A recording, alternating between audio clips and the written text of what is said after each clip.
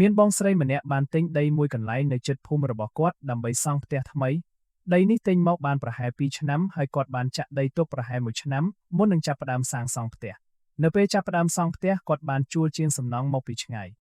ជាងចាប់ផ្ដើមបុកគ្រឹះក្រុមគ្រួសារក៏បានធ្វើពិធីតាមទំនៀមដើម្បីសុំម្ចាស់ទឹកម្ចាស់ដីនិងធ្វើពិធីសុំឲ្យការសាងសង់ប្រព្រឹត្តទៅដោយរលូនប៉ុន្តែអ្វីដែលគ្មាននរណានឹកស្មានដល់បានកើតឡើងនៅពេលជាងកំពុងកាប់ដីបុកគ្រឹះជាងម្នាក់កាប់ដីចុះទៅប្រហែលជាង1ម៉ែត្រស្រាប់តែប្រទះឃើញគ្រោងឆ្អឹងមនុស្សឆ្អឹងដែលគេរកឃើញនៅសភាពល្អហើយត្រូវបានរៀបចំទុកក្នុងលក្ខណៈដូចជាសពដែលត្រូវបានកប់ពីមុនម្ចាស់ដីភ័យខ្លាចយ៉ាងខ្លាំងព្រោះគាត់មិនដែលដឹងថាដីនេះធ្លាប់មានសពកប់ឡើយគាត់ក៏ទៅសួរម្ចាស់ដីមុនប៉ុន្តែម្ចាស់ដីមុនប្រាប់ថាគាត់ក៏មិនធ្លាប់ដឹងថាមានអ្នកណាយកសពមកកប់នៅទីនោះក្រោយមកអ្នកភូមិបានរាយការណ៍ទៅសមត្ថកិច្ចហើយតាមការរៀបរាប់ក្នុងរឿងសមត្ថកិច្ចបានបញ្ជាក់ថាឆ្អឹងនោះជាឆ្អឹងមនុស្សស្រីម្ចាស់ផ្ទះដំបងឡើយមិនចង់បន្តសង់ផ្ទះនៅលើដីនោះទៀតទេប៉ុន្តែប្តីនិងក្រុមគ្រួសារបានណែនាំថាបើបានរកឃើញសពហើយគួរធ្វើពិធីសុំនិងយកទៅកប់នៅកន្លែងផ្សេងដូច្នេះពួកគេបាននិមន្តព្រះសង្ឃនិងធ្វើពិធីផ្សេងៗមុននឹងបន្តសាងសង់ផ្ទះបន្ទាប់ពីនោះក្រុមជាងប្រហែល10នាក់បានស្នាក់នៅលើដីដោយបោះតង់ម្នាក់មួយកន្លែងក្នុងចំណោមពួកគេមានប្តីប្រពន្ធមួយគូហើយប្រពន្ធរបស់ជាងម្នាក់នោះកំពុងមានផ្ទៃពោះប្រហែល4ខែនាងមិនមែនជាជាងសំណង់ទេប៉ុន្តែបានមកជាមួយប្តីដើម្បីជួយដាំបាយនិងមើលការខុសត្រូវហេតុការណ៍ដំបូងយប់មួយប្រហែលម៉ោង8ជាងស្ត្រីមានផ្ទៃពោះម្នាក់នោះបានទៅដងទឹកនៅខាងក្រោយផ្ទះខណៈពេលកំពុងដងទឹកនាងស្រាប់តែឃើញស្ត្រីម្នាក់ស្លៀកសម្លៀកបំពាក់ពណ៌សឈរនៅខាងមុខផ្ទះហើយបក់ដៃហៅនាងដំបូងនាងគិតថាប្រហែលជាម្ចាស់ផ្ទះមានការអ្វីចង់ប្រាប់ដូច្នេះនាងក៏ដើរទៅរកស្ត្រីម្នាក់នោះប៉ុន្តែពេលដើរទៅកាន់តែជិតនាងបានសង្កេតឃើញថាស្ត្រីម្នាក់នោះក៏មានផ្ទៃពោះធំដែរខណៈកំពុងដើរនាងក៏ជំពប់ជើងនឹងសម្ភារៈសំណង់ដែលរាយនៅលើដីហើយដួលយ៉ាងខ្លាំងក្រោយពេលដួលនាងមានអារម្មណ៍មិនស្រួលខ្លួនហើយចាប់ផ្ដើមឈឺពោះ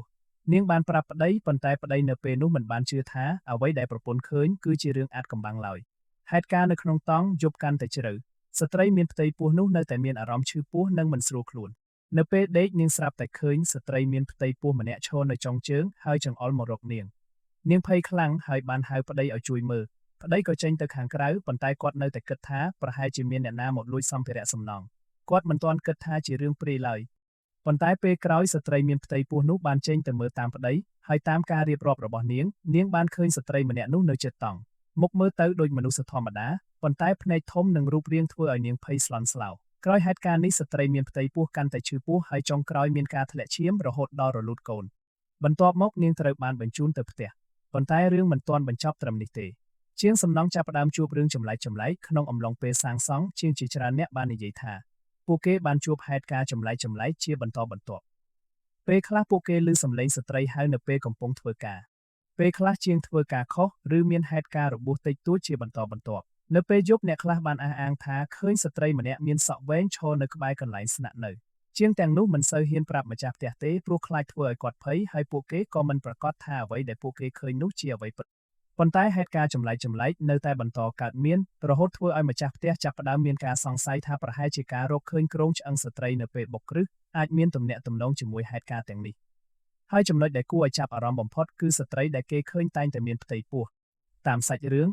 ក្រោយមកគ្រួសារបានស្វែងរកអ្នកដែលចេះធ្វើពិធីដើម្បីជួយដោះស្រាយបញ្ហានេះអ្នកនោះបានប្រាប់ថាដីកន្លែងនេះអាចមានរឿងរ៉ាវពីមុនហើយបានធ្វើពិធីសុំនិងអញ្ជើញវិញ្ញាណឲ្យទៅតាមផ្លូវរបស់ខ្លួន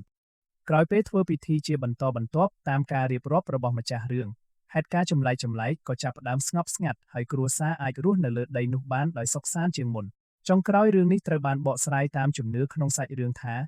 ស្ត្រីដែលលេចមកនោះអាចជាវិញ្ញាណរបស់ស្ត្រីដែលបានស្លាប់នៅពេលមានផ្ទៃពោះហើយនៅតែមានភាពអាល័យចំពោះកូនដែលមិនបានកើត